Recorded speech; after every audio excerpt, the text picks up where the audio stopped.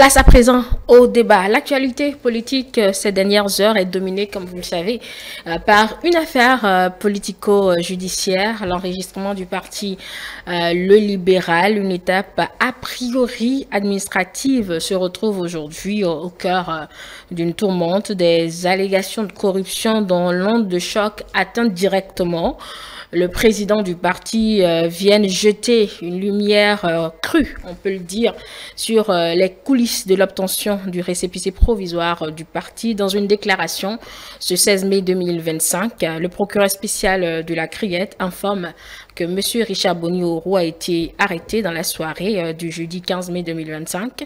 Les éléments recueillis pour le moment des investigations laissent apparaître que dans le processus administratif de reconnaissance du parti politique dénommé le Libéral, des sommes d'argent auraient été convenues et versées à des fonctionnaires en contrepartie de leur intervention pour l'aboutissement du dossier. On va faire le tour de cette question, de cette sortie du procureur de la République avec mes invités. Ce soir, je suis avec Hospice Yavimi. Bonsoir Hospice. Bonsoir Angèle et bonsoir également à tous nos amis téléspectateurs. Journaliste indépendant, analyste politique. À ma gauche, j'ai Adrien Tchomakou, analyste politique. Bonsoir Adrien. Bonsoir Angèle, bonsoir à toutes et à tous et bienvenue à ce débat. Vous êtes là tous les vendredis. Puis Serge Defodji, analyste politique. Bonsoir Serge. Bonsoir Madame Angèle Tolboula, bonsoir chers téléspectateurs. Et si nous avons le temps, nous aurons à aborder un second sujet, celui concernant le sommet mondial de la société de l'information, surtout l'appel à la réduction de la fracture numérique en Afrique. Alors, revenons au premier sujet, chers invités. Le procureur spécial de la Criette, comme je le disais tout à l'heure dans l'introduction, confirme l'ouverture d'une enquête pour corruption concernant l'enregistrement du Parti Le Libéral. Cela voudrait dire que l'affaire, elle est sérieuse. Hospice Yavimi, je vais commencer par vous. Quelle est votre première lecture face à ces révélations officielles ? Bon, c'est d'abord une tristesse, et ce qui se passe autour du jeune parti politique, si je peux m'exprimer ainsi, le libéral. Ce qui se passe autour de ce parti, c'est inquiétant. Inquiétant seulement pour ce parti politique-là et aussi pour la démocratie béninoise. Parce que lorsque vous écoutez qu'un responsable de parti politique, sur lui pèse des actes de corruption et surtout dans l'enrichissement seulement de son parti politique. Voilà. Là, il bénéficie de la présomption on viendra d'innocence. Dans la déclaration du procureur, il a reconnu lui-même avoir remis une certaine somme. Même si c'est 1 franc, je pense que cela a une valeur. Et du moment où cela se passe dans un contexte de corruption, je peux dire déjà que c'est vrai. Nous ne sommes pas ici pour le juger. Nous sommes d'abord même, ce n'est pas notre rôle. Nous attendons vraiment la Cour fera son travail sur ça. Mais je pense que c'est vraiment triste pour la démocratie béninoise, pour que des partis politiques qui sont même appelés à former des militants et qui sont appelés aussi à gérer la chose étatique. Si déjà ces partis politiques s'adonnent à ces pratiques-là, je me pose la question, dès qu'ils auront la chance d'accéder à la magistrature suprême, d'avoir vraiment les bâtons pour gouverner ce pays-là, comment est-ce qu'ils pourront agir? Il va se défendre. Hein? Je le dis toujours, il bénéficie de la présomption d'innocence. Ce plateau n'est pas leur procès. Adrien Tchomakou, surpris par ces révélations? Évidemment, Angèle Tolboula, lorsqu'il s'agit d'un parti politique qui est toujours... Écoutez, quand on parle d'un parti politique, tout parti politique va à la conquête du pouvoir. Si des gens qui aspirent à gouverner ce pays, déjà au tout début, par rapport à l'enregistrement de leur formation politique, montrent qu'ils sont déjà trempés dans la mafia et qu'ils sont rattrapés par la mafia administrative. Quand on nous parle de détournement ou corruption d'agents publics. De corruption, quand on nous parle de graisser de l'argent, hein, de passer de l'argent par la main gauche pour pouvoir obtenir son récépissé, ça veut dire qu'il y a un problème. Ça veut dire certainement que le dossier qu'on a présenté pour pouvoir obtenir le récépissé, que ce dossier n'est pas propre. Premier point. Adrien, écoutez, affirmatif. Hein. Lorsque quelqu'un met dans la tête qu'il faut corrompre pour pouvoir obtenir quelque chose, ça veut dire qu'il y a anguille sous roche. il y a quelque chose qui ne colle pas.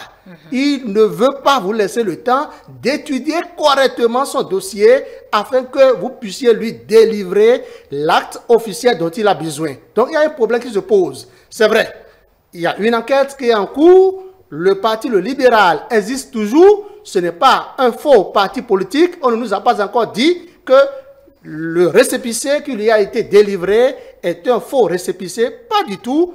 Cette formation politique a toujours une existence légale, même si beaucoup de choses restent à dire, même si ça nous donne matière à réfléchir. Une chose est claire, aujourd'hui, le président de cette formation politique est aux mains des autorités judiciaires, il est retenu dans les liens de la justice, et je pense que les jours à venir vont nous permettre de mieux comprendre le sujet, parce que le procureur spécial est monté au créneau, le procureur spécial a expliqué les raisons pour lesquelles il est gardé et qu'il sera sans doute écouté encore à nouveau par les autorités judiciaires qui vont décider certainement de son sort. Une chose est claire, il n'est pas seul. Parce qu'on parle de la corruption, une présumée corruption, il n'y a jamais eu de corrupteur sans corrompu. Dans le cas d'espèce, ils sont autres deux acteurs qui sont aussi retenus dans les liens de la justice, tout comme le président de cette formation politique, le libéral. Une chose est claire, les trois qui sont poursuivis par les autorités compétentes vont s'expliquer, à plus forte raison, ils s'expliquent déjà parce que au prime abord, on nous parlait de 28 millions. Par la suite, c'est le procureur spécial qui, bien sûr, après que nous ayons écouté le ministre de l'Intérieur et de la Sécurité publique qui a donné ses observations, ses points de vue, qui nous a mis la puce à l'oreille. C'est le procureur spécial maintenant qui nous parle de 7 millions, de 5 millions et ensuite de 12 millions. Une chose est claire, des millions ont été débloqués, l'argent a circulé, la corruption, même si je ne suis pas avocat, il y a des faits qui peuvent déjà montrer qu'il y a quelque chose qui doit donner matière aux autorités judiciaires pour qu'elles décident de comment ce dossier sera suivi. Voilà, il faut dire qu'on entend parler de 12 millions. Le responsable au poste des partis politiques reconnaît en avoir pris 5. Le président du parti, le libéral, reconnaît lui en avoir donné 7. On parle en termes de millions, hein, selon cette déclaration de presse du procureur spécial de la Criette, Serge Defodji. Sous quel prisme vous analysez tous ces faits? Merci, Madame la journaliste, Madame Angèle Touboula. La question nous interpelle vraiment et mes prédécesseurs l'ont martelé. C'est vraiment triste pour la démocratie béninoise que des partis qui se constituent pour aller à la conquête du pouvoir, que ces partis-là en viennent à poser des actes de corruption. C'est vrai, on ne sommes pas sur ce plateau pour faire le procès de qui que ce soit. Les prévenus en bénéficient jusqu'à là où nous parlons de la présomption d'innocence. Et donc, en vertu de laquelle on ne pourrait directement l'accuser sur ce plateau. Mais ce qui est important de dire sur ce plateau est qu'il y a un acte de corruption. Et cet acte est purement constitué au regard des éléments qu'on nous a évoqués. Parce que dans les éléments évoqués par le procureur spécial près de la Cour de répression des infractions économiques et de terrorisme, la Criette, il a été révéré qu'il y a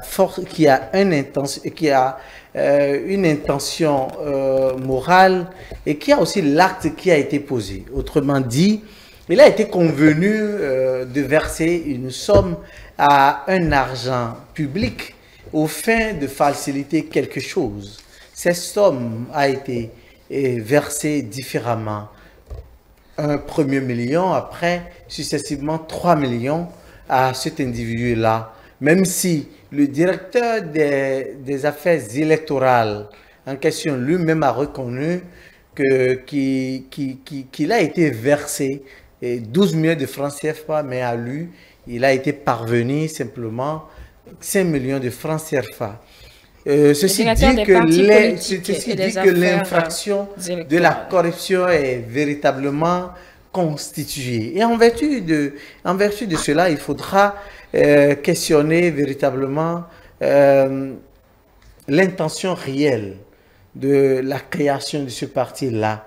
Moi, ce n'est pas la démocratie que je questionne, parce que c'est elle qui nous a permis d'être en train de parler de ce que nous sommes en train de dire actuellement, d'être en train de parler de la corruption. Si cela n'était pas le cas, si notre démocratie n'était pas dynamique, on ne serait pas en train de parler d'actes de corruption, parce que cela aurait passé crème. Mais ce n'est pas le cas. On a constaté qu'il y a un fait. Et ce fait a été constaté par la première autorité du ministère de l'Intérieur. Ce dernier qui a diligenté une enquête et a pu mettre la main sur certaines preuves qui lui ont permis de les reverser à la justice, à la BEF, qui est en train d'apprécier les faits à ce jour-là. Moi, je voudrais dire simplement que ces actes de corruption seront forcément situés. Donc, du point de vue juridique, je l'ai déjà dit qu'il y a l'infraction qui est constituée. Mais là, du point de vue sociologique, qu'est-ce que nous y comprenons véritablement? On comprend que le parti, le libéral, s'est donné une certaine libéralité d'amener un argent public à commettre un acte qui n'est pas recommandé par sa fonction. Dit comme ça, ça peut prêter à confusion parce que nous passons... Je l'ai dit, permettez-moi, c'est vrai que je n'ai pas employé je précise, conditionnel, mais c'est dire que... Je précise qu'il y a deux gens là. Il y a l'autorité physique et l'autorité morale. L'autorité morale, oui. Mais bien sûr. Mais là, le président du parti est l'autorité physique. Si nous nous en tenons, déjà... Qu'il finisse, vous allez rectifier. Si nous en tenons déjà à la déclaration du procureur spécial près de la Criette, il nous a été révélé que, effectivement, le président, le principal responsable de ce parti qui ne se réclame d'aucun bord ni de la mouvance, a accepté avoir versé une somme de 7 millions de francs CFA à des agents. Quand je parle du parti, je parle du principal responsable. Et je parle de son président qui a reconnu, selon les auditions, selon ce qui a été révélé par le procureur spécial près la cour près la Criette, qu'il a effectivement versé une somme de 7 millions de francs CFA à un agent public. Ce qui a établi, je l'avais dit tantôt, l'infraction en question. Donc là, il faudra questionner véritablement les intentions réelles de ce parti qui veut à coûte que coûte faire entorse à la loi pour avoir un récépissé de reconnaissance définitive. Bon. Et donc, je m'en arrête là, Adrien, afin de revenir à la charge. Et je précise que c'est à l'étape des investigations, puisque les investigations vont se poursuivre, on peut aller au procès, l'intéressé peut remettre en cause tout ce qui a été dit. Donc, c'est tout un processus qui est en cours. On peut affirmer rien du tout. Ils ont toujours la présomption d'innocence. Faisons attention dans ce que nous disons. D'abord, ce que je voudrais préciser, pour dire que les mises en cause ont d'abord tous, jusqu'à nouvel ordre, la présomption d'innocence. Ce qu'il faut dire, c'est quoi? Oui, si nous prenons le problème au premier degré, je suis en partie d'accord avec ce que l'analyste politique, comment il s'appelle? Monsieur Defodji Serge vient d'avancer. Je suis en partie, je ne dis pas en totalité. Si nous prenons le problème au premier degré, parce que nous nous fondons ainsi sur la déclaration du procureur spécial, M. Metonon Mario, c'est bien ça, son excellence. Ce que je voudrais dire, c'est quoi? Si on remonte un peu, si nous élevons un peu le débat, ah oui, ah non, ah oui, ça il faut le dire. Écoutez, M. Oru Bio, c'est bien ça son nom, le président du parti libéral. Quelqu'un qui a de l'argent, je le dis comme ça, qui par exemple dépose un dossier, pour le suivi du dossier, Il peut aller donner de l'argent à qui il veut. Il peut aller intéresser les gens. Ce n'est pas encore de la corruption. Non, attention. Écoutez, Attention, Adrien. je dis, c'est moi, c'est une faveur, c'est ma manière de me mettre à l'aise en intéressant qui je veux avec mon argent. Vous êtes justement, c'est moi qui pose les Je questions. ne suis pas l'avocat défenseur Adrien, où de voulez-vous en venir? Bio. C'est pour dire quoi? Monsieur Orubio, écoutez, ces avocats ne me diront pas le contraire. Ils peuvent dire, oui, leur client a effectivement remis de l'argent, il a donné de l'argent, mais il n'a jamais dit, oui, je vous donne de l'argent pour que vous me donnez le récépissé dans l'immédiat. Attendons le procès. Pas mis la pression Attendons le procès parce pour que nous n'avons avoir, pas encore si ça va jusqu'au procès d'ailleurs. Oui. Allez, on va évoluer, Hospice Yevimi, sur peut-être la suite à donner à cette situation qui concerne une personne physique, mais qui éclabousse aussi dans une certaine mesure un parti politique. La prochaine question à vous poser, est-ce que tout cela va entacher cette formation politique? Bon, je ne crois pas. Hein. Et si déjà, comme l'a dit Adrien, si préalablement les dossiers ont été bien établis et que sur papier, en tout cas sur le volet administratif, le parti ne se reproche rien et que la méthode respecte donc les critères définis par le système partisan, je pense qu'il ne doit pas avoir trop d'incidence sur le parti politique. Mais c'est vrai qu'à un moment donné, au plus haut niveau, sur le président du parti politique, ça jette un peu de discrédit parce que moi je l'ai connu, je l'ai découvert comme ça sur les réseaux sociaux. D'abord, dans un premier temps, par sa manière d'analyser ses critiques envers la gouvernance de Patrice Talon par le passé, comment est-ce qu'il arrive à aborder les sujets de corruption, comment est-ce qu'il arrive à trouver des valeurs sociales. En tout cas, je l'ai connu, je l'ai aimé comme ça, mais je me sens un peu bizarre de savoir que c'est lui qui, par le passé, nous distillait ces valeurs-là, qui aujourd'hui, en tout cas, en griffe, est présumé dans cette affaire-là, du moment où il a reconnu lui-même avoir donné. C'est vrai qu'on ne donnera jamais 7 millions pour de la bière, comme l'a dit Adrien, ce n'est pas pour la bière. Forcément, est-ce que par le passé, il avait l'habitude de donner de l'argent à ses cadres de ministère? Je ne pense pas. C'est dans le cadre des processus pour l'obtention de son récépissé définitif. Provisoire qu'il a fait. Donc, c'est triste. Je pense que lui-même, en tant que personne, moi, je ne le revois pas encore au devant de la scène. Après cela, revenir encore nous dire, oui, nous fait des morales ou bien basé sur l'éthique et tout ça là. Je ne pense pas. Parce qu'il n'a pas en ce moment-là. Ce qui est sûr... La justice peut le blanchir. Bon, moi, je doute fort. Du moment où les premières enquêtes du procureur même, c'est-à-dire, le dossier est tellement facile à juger que déjà... Oui, parce que déjà, les premières enquêtes, déjà, nous donnent des révélations. Et la mise en cause lui-même reconnaît avoir remis 7 millions, déjà. Que ce soit, même c'est 1000 francs qu'il reconnaît avoir donné, dans ce cadre-là, c'est de la corruption. Et déjà, vous avez vu que le procureur allait plus loin, même à donner même les sanctions qu'en cours. Il a dit que c'est punissable de 5 jusqu'à 10 ans de prison. Donc voilà, déjà, ça veut dire que le dossier est tellement faible et facile plutôt à juger. Donc c'est vrai qu'ici, nous sommes dans le cadre d'une émission des analyses, nous ne pouvons pas faire des jugements comme le procureur, mais nous sommes ici dans le cadre judiciaire. Même le procureur ne juge pas. Voilà, vous voyez. Seul le président des séances jugera. Donc, je trouve que nous avons le temps le temps de donner raison quand même après le procureur. Après, la semaine prochaine, ils seront présentés selon ce qu'on a comme information devant la criette et je pense qu'on sera mieux situé. Bon, dans ce dossier, il y a beaucoup d'interrogations. Serge Defodji, est-ce que le processus qui a conduit à l'obtention du récépissé provisoire est finalement irrégulier? Va-t-on lui retirer ce récépissé provisoire? Le parti doit-il attendre l'issue de l'affaire avant de continuer à insister? Il y a beaucoup d'éléments autour qui restent à répondre, Serge Defodji. Oui, tout à fait. Il a beaucoup de contenus qui restent à élucider avant la continuité des activités.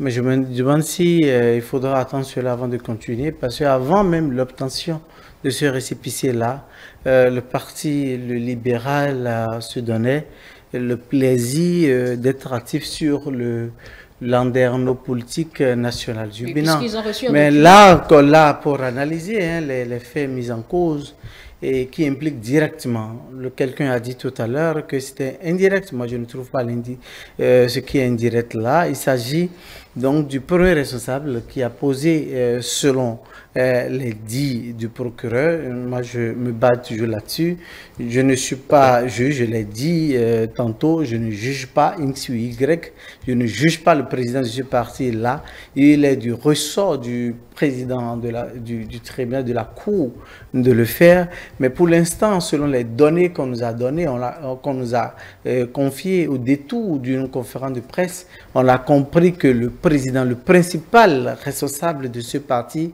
a posé des actes de corruption, lesquels qui ont conduit à l'obtention du récépissé provisoire du dit parti. Ceci explique qu'il y a un vice de procédure en la matière, donc ce qui pourrait advenir à la remise en cause même du récépissé provisoire attribué à ce parti. Mais pour revenir au fait qui nous a conviés à ce débat, il faudra dire qu'il y a matière à interpréter beaucoup de choses. Matière à interpréter parce que mon cher ami vient d'évoquer que le président de ce parti nous parle tout le temps des valeurs. Il nous parle tout le temps des valeurs du libéral. Et dans une certaine libéralité, je l'ai évoqué, c'est permis quand même de reconnaître une certaine somme qu'il a dû verser à un moment donné à un agent public. Moi, je me base une fois encore sur les déclarations du procureur spécial près la Criette qui l'a évoqué. Là déjà, il se pose un véritable problème. Il faut se poser des questions par rapport aux réelles intentions de ce parti. Parce qu'il faut rappeler, un parti politique par définition veut dire quoi? Un regroupement d'hommes et de femmes, qui ont pour vocation d'aller aux élections pour la conquête du pouvoir et son exercice. Et donc, on entend se regrouper, on entend s'associer selon la loi de 1901 pour aller aux élections, pour aller conquérir le pouvoir, et on passe par un vice de procédure, on passe par la corruption pour l'obtention de ce qui constate votre enregistrement régulier. Il y a un problème à noter là. Et ce problème nous amène à dire si le parti, le libéral, est vraiment un parti qui a les valeurs de la libéralité. Et là, je me dis que ce qui se passe aujourd'hui révèle les vraies raisons pour lesquelles ce parti est en train d'être créé. Les vraies raisons sont pour jusque-là, il faut quand même le reconnaître, voilées. Et nous sommes en train de constater que ces personnes-là n'ont pas forcément la vision d'apporter de corriger ou d'apporter quelque chose pour le développement de notre nation. Voilà. Moi, c'est là mon analyse, oui, votre et pour analyse ce qui se passe jusque-là. Merci. Mais si vous permettez, je voudrais faire une virgule. Si vous permettez, je voudrais faire une parenthèse, une virgule, pour dire que mon doyen, Adrien Ochoum, qui disait tout à l'heure, non, je dis doyen parce que... si vous avez des précédents, il n'y a pas de doyen sur ce plateau. Donc, votre co-débatteur. Permettez-moi alors de dire, mon aîné Adrien disait que on pourrait donner de l'argent à qui on veut. C'est fallacieux. C'est une façade. Et on ne saurait accepter de pareilles choses dans ce que nous sommes en train de dénoncer. Il ne s'agit pas de n'importe qui, il s'agit du directeur des partis politiques et des affaires électorales, qui, dans le procédé de l'obtention du récépissé définitif de reconnaissance de ce parti-là, il a eu transaction, il a eu échange d'argent. Et cet échange d'argent n'est pas intervenu dans le cadre d'une action sociale, n'est pas intervenu dans le cadre d'une action philanthropique. Et donc, par conséquent, on ne saurait en aucun cas se permettre de dire que cela a intervenu pour aider qui que ce soit. Il faut pas chercher à tordre le cou ou à changer la version des concernés eux-mêmes. Parce que les concernés ont reconnu qu'il y a été de l'argent versé pour des argents de l'État. Il faut préciser, parce que ça reviendra. répond à la définition même de la corruption. L'argent a été versé à un agent public, à des fins que nous connaissons, des fins de l'obtention du récépissé. On va revenir aux agents publics. Et donc, je pense qu'il n'y a pas lieu de chercher chercher à embrouiller la piste.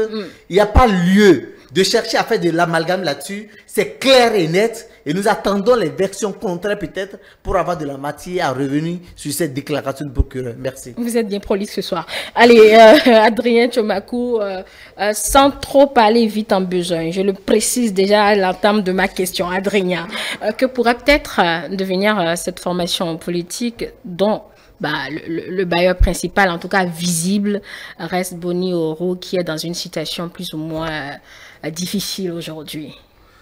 Oui, Madame Angèle Toboula, que pourrait être...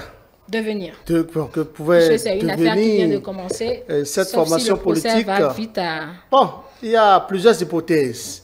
Si, éventuellement, le gouvernement, je vais parler du ministère de l'Intérieur et de la Sécurité publique, continue de faire confiance à cette formation politique, continue de faire confiance de ce que le récépissé provisoire qui a été délivré à cette formation politique, que c'est un récépissé authentique et que c'est un récépissé qui a respecté les normes avant qu'on ne l'obtienne. Oui, je pense qu'il peut avoir finalement, cette formation politique peut obtenir finalement le récépissé définitif. Et la formation politique doit continuer, puisqu'ils ont des règlements intérieurs, ils ont des statuts. Ce que disent leurs statuts, que disent les tests, ils vont les appliquer. Si éventuellement le président est trempé ou bien un membre est trempé dans un dossier de malversation ou de mafia ou rattrapé par un dossier ou bien, bon, on ne le souhaite pas, quelqu'un décède, bien, il doit avoir quelque chose au regard de leur statut, ils vont quand même appliquer les tests. Maintenant, si à l'état actuel des choses, il s'avérait finalement que les infractions sont constituées au plan pénal et que, bon, monsieur Oru Bio, c'est bien ça. Dites Oru, le président du parti, le libéral, a été condamné.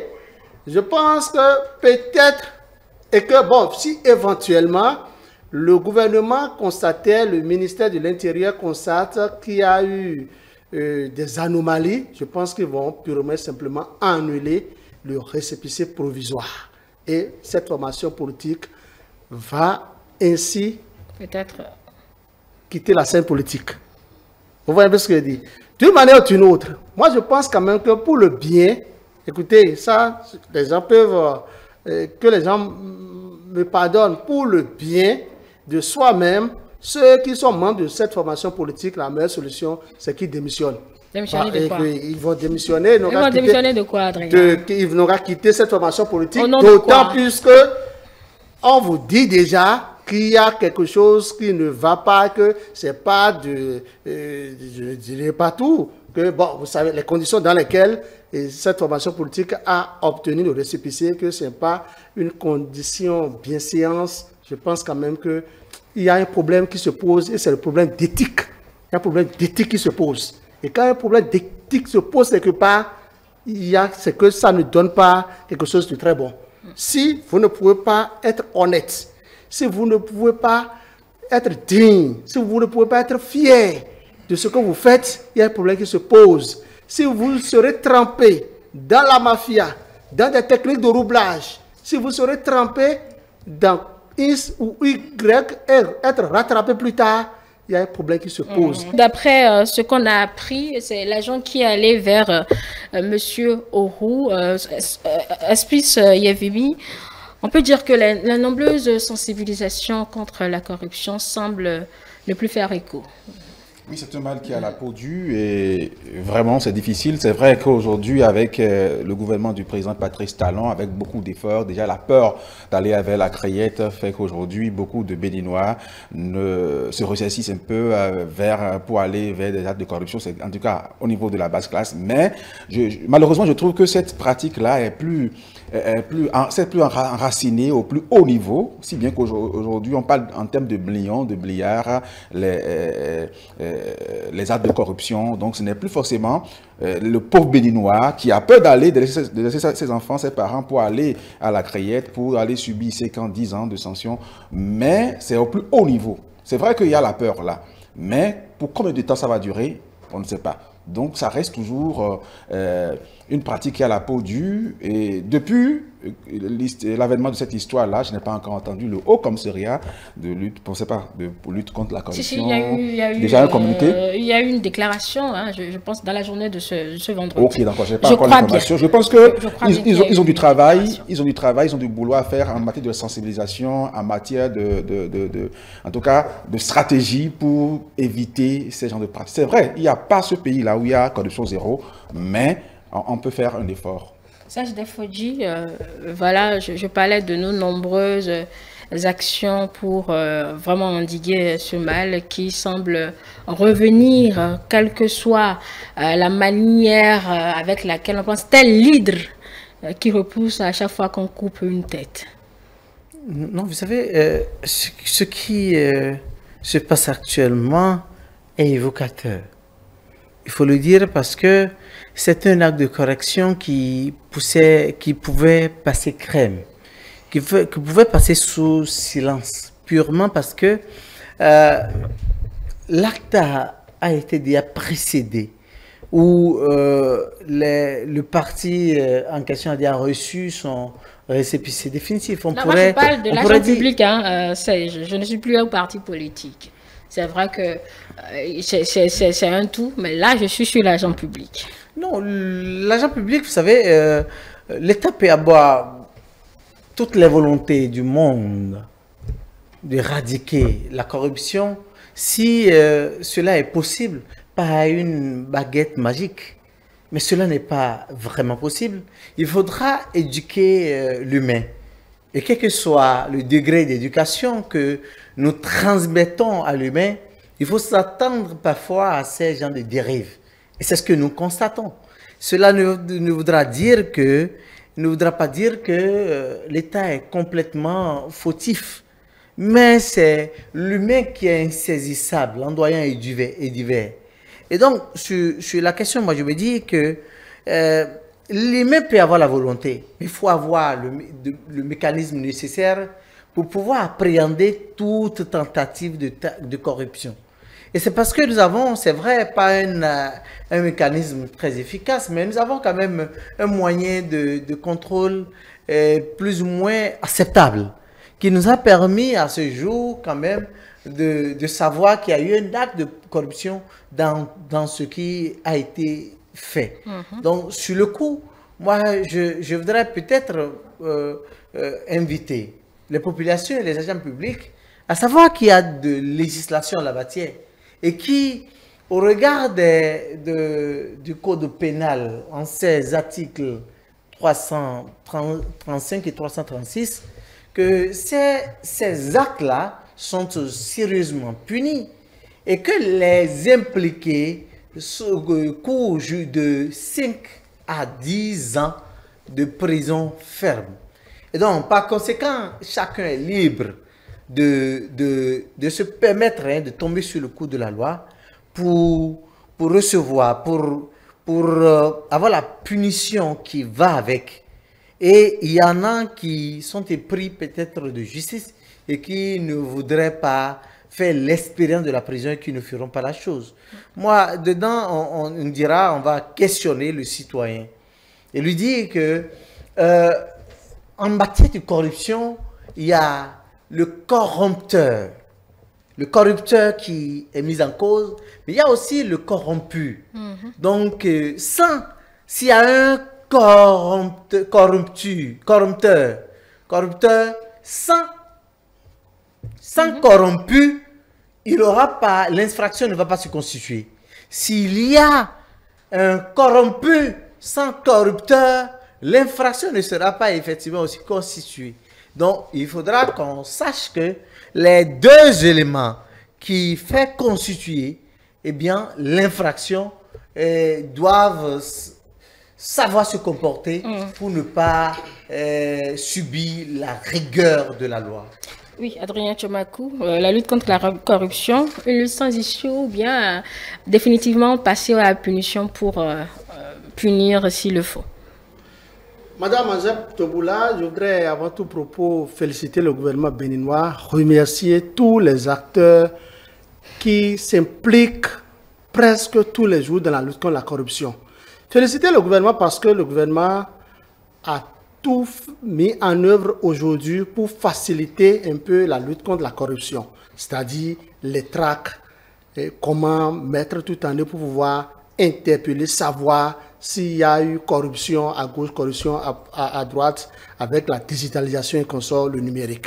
Aujourd'hui, nous avons le Centre national, KININ, ça se devient comment, un Centre national de numérique. J'avoue que j'ai oublié la définition. C'est un centre qui dispose des matériels ultra modernes, très sophistiqués.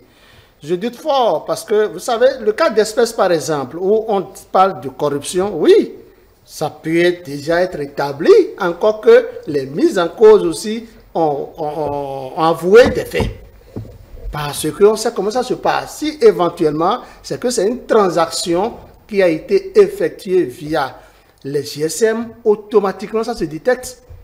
Et avec les matériels aujourd'hui que le gouvernement a acquis, si vous êtes n'importe où, vous êtes localisé, on check directement votre portable, votre smartphone, et on sait s'il y a eu effectivement ce genre de transaction ou pas.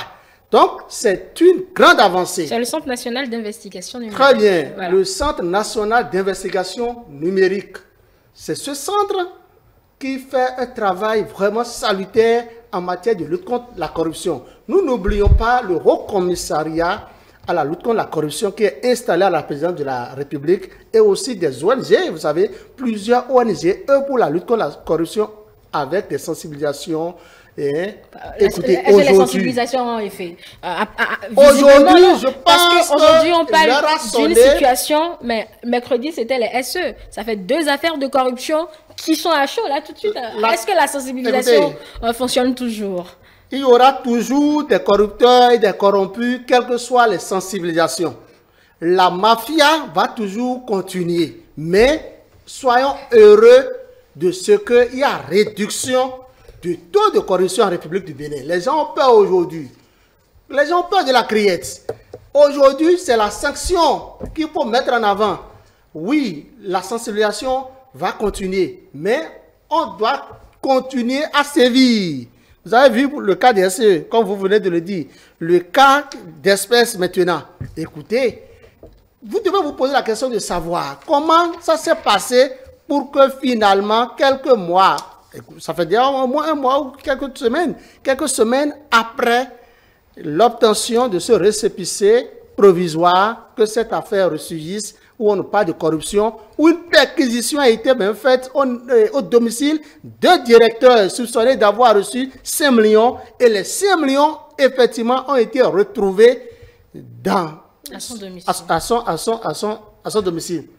Donc, on doit se poser des questions. Ça veut dire que le gouvernement que nous avons, les services de renseignement travaillent. Ça veut dire que la police politique fait son travail. La police républicaine est toujours aux aguets. Vous dites, non, écoutez, non pas de la police politique. C'était un lapsus. Pas un lapsus. C'était pas un lapsus? Non, okay, la police politique, c'est la diaspora. C'est le service de renseignement qu'on appelle la police politique. Donc, ils ont des matériels ultra modernes actuellement qui leur permettent de détecter tout de très loin. Je dis chapeau à cette police. On conclut sur ce sujet. Je ne sais pas si vous avez quelque chose à rajouter, sinon on passe au second. C'est juste pour dire, il faut être clair, que l'enrichissement d'un parti politique ne doit pas être un marché de deal.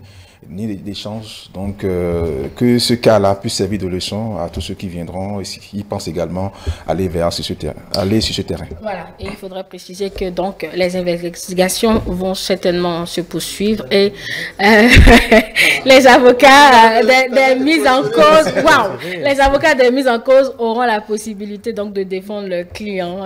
On suit cette actualité de très près, mesdames et messieurs, pour vous revenir, puis sinon jusque-là, on se base sur la déclaration du procureur de la Criette. J'ai envie de demander aux populations d'avoir confiance en notre justice qui est qui est à charge cette affaire-là et de savoir que ce qui se passe est d'une grande importance au regard du rôle crucial que jouent les partis politiques dans notre pays. Merci. Nous avons suivi la déclaration du procureur spécial. Nous attendons incessamment la déclaration des avocats, des mises en cause, puisque en tant qu'analyste politique, nous avons besoin de ces données pour mieux commenter, parler de l'actualité. Merci beaucoup et ça nous permet de savoir que la corruption, oui, la lutte contre la corruption a atteint un niveau au Bénin où nous pouvons nous en réjouir. Quand quelqu'un pose un acte, il faut qu'il ait le courage de l'assumer. Merci. Merci à vous. De très vite, second sujet, et c'est justement ce qui fait l'autre pan de l'actualité. Il y a un sommet qui s'est achevé cette journée de vendredi. Mesdames et messieurs, lorsqu'on parle de développement durable, les images qui viennent tout de suite à l'esprit sont souvent celles de l'environnement, de l'énergie renouvelable ou de l'agriculture responsable. Pourtant, un autre défi moins visible, mais tout aussi crucial, se dresse sur le chemin d'un avenir équitable et prospère pour tous, la fracture numérique. L'inégalité d'accès aux technologies de l'information et de la communication creuse, on peut le dire, un fossé profond au sein de nos sociétés, marginalisant donc des populations entières et limitant leur capacité à participer pleinement au développement. En quoi cette fracture numérique est-elle un frein majeur au développement? Je vais poser la question tout de suite à Auspice Yevimi. Gardez la question. Et puisqu'il y a eu le sommet sur la société de l'information SMSI plus 20 qui s'est refermé ce vendredi et qui s'est intéressé justement à la question, le défi c'est de réduire juste cette fracture numérique pour un développement durable. Je me demandais tout à l'heure, ou je vous demandais, Auspice, en quoi cette fracture numérique, à votre compréhension, à votre lecture, était un frein majeur au développement durable? Parce que pour moi, cette fracture n'est pas numérique, est d'abord, avant tout, une fracture sociale. Parce que offrir aujourd'hui, réduire donc cette fracture n'est pas seulement offrir de l'Internet à tout le monde, mais c'est permettre aux jeunes de Tchoumi, de Dovi, d'Agonli, de Dogbo, d'avoir les mêmes chances que les jeunes de Cotonou, c'est-à-dire que être capable d'envoyer ces dossiers en tout cas d'avoir des applications pour envoyer ces dossiers, par exemple pour compétir, pour concourir, pour avoir un emploi, permettre aussi à la bonne dame du marché de savoir gérer ses revenus à travers une application, par exemple. Voilà, donc tant de détails qui montrent aujourd'hui que, au-delà de tout, cette fracture numérique doit être d'abord le rétablissement d'une inégalité sociale qui s'oppose parfois par des régions qui n'ont pas accès à l'Internet, qui n'ont pas les mêmes avantages que Cotonou, par exemple, les grandes villes, je veux dire, de nos pays africains. Donc c'est un peu ça ce que nous pouvons comprendre, ce que nous pouvons en tout cas initier déjà pour réduire cette fracture numérique. Oui, Serge Defoji, sur la même question, vous comprenez quoi justement par fracture numérique et qu'il faudrait réduire afin de permettre à toutes les communautés d'être interconnectées, si je peux le dire comme ça? Déjà, ce qu'on entend est clair. Aujourd'hui, nous sommes dans un monde du numérique où tout se fait pratiquement par le numérique, mais la question qu'il faille se poser, c'est quoi? C'est que est-ce que toutes nos populations arrivent à utiliser à bon escient pour arrivent à utiliser comme cela se doit le numérique et avoir les résultats escomptés? il y a des facteurs qui éliminent une certaine frange de la population.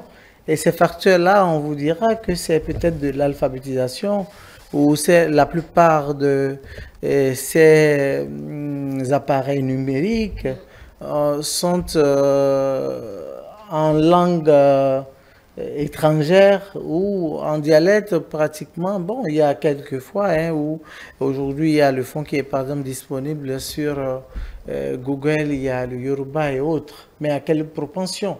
C'est ce qui est évident, est-ce que lorsque vous allez dans un village et vous donnez téléphone portable à une vieille dame et vous lui demandez de faire par elle-même certaines actions, elle ne pourra pas le faire. Ce qui voudra dire que l'usage du numérique que nous voyons jusque-là présente des exclusions. Et donc le forum que le président Vlavonu a lancé voudrait qu'il n'y ait plus de ces genres d'exclusion et pour une certaine inclusion de ces communautés-là. Donc, c'est une chose à saluer parce que c'est un usage numérique qui demande à ce que tout le monde puisse avoir accès équitablement. Parce que ça appelle aussi l'équité. Quand nous disons équitablement, et il faudrait que ceux qui ne maîtrisent pas, qu'on les amène à avoir les maîtrises de ceux qui en ont déjà, et cela répondrait forcément à l'équité. Et ça appelle quand même que les gouvernants puissent définir des politiques qui puissent atteindre ce que nous sommes en train de dire. Après, on parlera de la qualité de ce que nous utilisons sous nos cieux. Adrien Tchomakou, plusieurs défis à relever au vu du développement de CHDFG.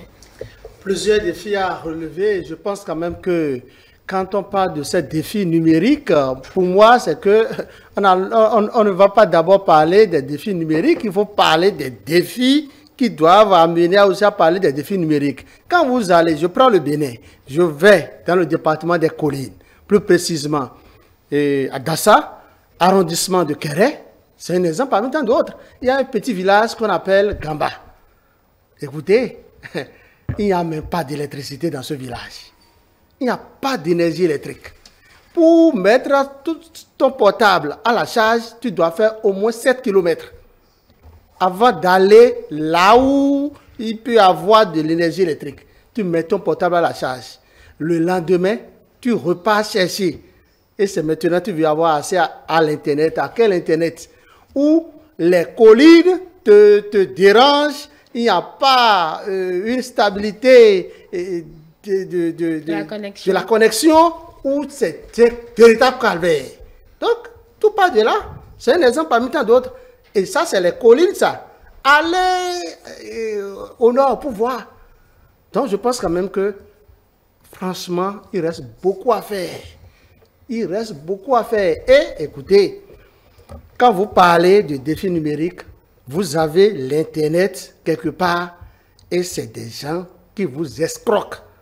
Et on commence à parler de la cybersécurité. Là, vous abordez une autre question.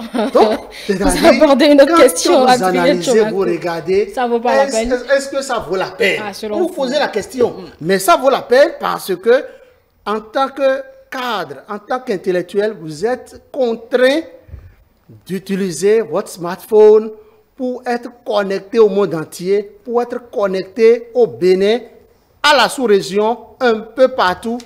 Donc, je pense quand même que ça vaut la peine, mais beaucoup reste à faire. Pas seulement au Bénin, c'est un peu partout dans la sous-région. Et je pense que ce sommet s'est penché sur ça.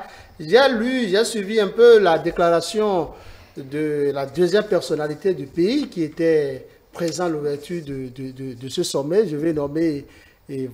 Vlavonu, qui est le président de l'Assemblée nationale, que j'ai aimé sa déclaration. Je pense que oui, le Bénin a encore du chemin et les autorités sont conscientes de ce que un beau jour, nous allons y parvenir avec les efforts consentis, les efforts qui se multiplient de part et d'autre. Des solutions, selon vous, pour réduire ces inégalités Je pense qu'aujourd'hui, on ne peut pas parler de développement durable sans inclusion numérique. Donc, c'est pour cela qu'aujourd'hui, connecter les communes, connecter les nations, ce n'est plus maintenant un luxe, c'est juste un impératif. Donc, une solution, une proposition, par exemple, je pense qu'on peut aller jusqu'à installer des villages numériques dans chaque commune, des coins numériques dans chaque commune pour permettre à ces jeunes-là d'avoir du relais. C'est-à-dire d'avoir les mêmes chances que les jeunes qui sont à Cotonou ont facilement avec leur téléphone portable et autres. Je prends le cas du village de Agamba, par exemple. S'il y avait par exemple un centre numérique communautaire, par exemple, je pense que ce sera une attraction pour ces jeunes-là qui viendraient là pour pouvoir faire leur différentes affaires numériques. Voilà, justement, il faudrait rappeler qu'à l'issue de ce sommet, le Bénin a été appelé à investir donc dans la formation des jeunes et dans le développement des infrastructures pour une transformation digitale et à tirer profit du potentiel d'innovation du secteur privé local pour la digitalisation de ces services administratifs. Justement, cette digitalisation, la population de Gamba pourrait en bénéficier si la connexion elle est réellement une réalité. Déjà, l'énergie électrique. Je pense que le ministère de l'Intérieur, du numérique, a initié quelques espaces numériques, des espaces numériques dans des communes. Peut-être que ça n'a pas encore atteint toute l'étendue du territoire, mais il y a beaucoup à faire et ce sommet justement vient donc renforcer ces activités. On n'a plus beaucoup de temps, mesdames et messieurs, nous devons rendre l'antenne, nous reviendrons peut-être sur le sujet d'ici lundi. Pourquoi pas, si l'actualité évoluait, nous allons aborder d'autres sujets pour votre plaisir. Merci déjà à mes invités du jour, Serge Dofodji, Hospice Yevimi, Adrien Tchobako, merci pour votre disponibilité. Mesdames et messieurs, merci à vous qui nous avez suivis depuis 20h, seulement pour nous de rendre l'antenne. Toute l'équipe de préparation et de présentation vous remercie de nous avoir suivis en vous donnant un présent rendez-vous sur nos plateformes numériques. Pour vous qui nous avez pris au vol, toute nos productions reste disponible sur nos canaux digitaux. Merci de rester fidèle au reste de nos programmes télé avec vous. Pour vous, très belle soirée.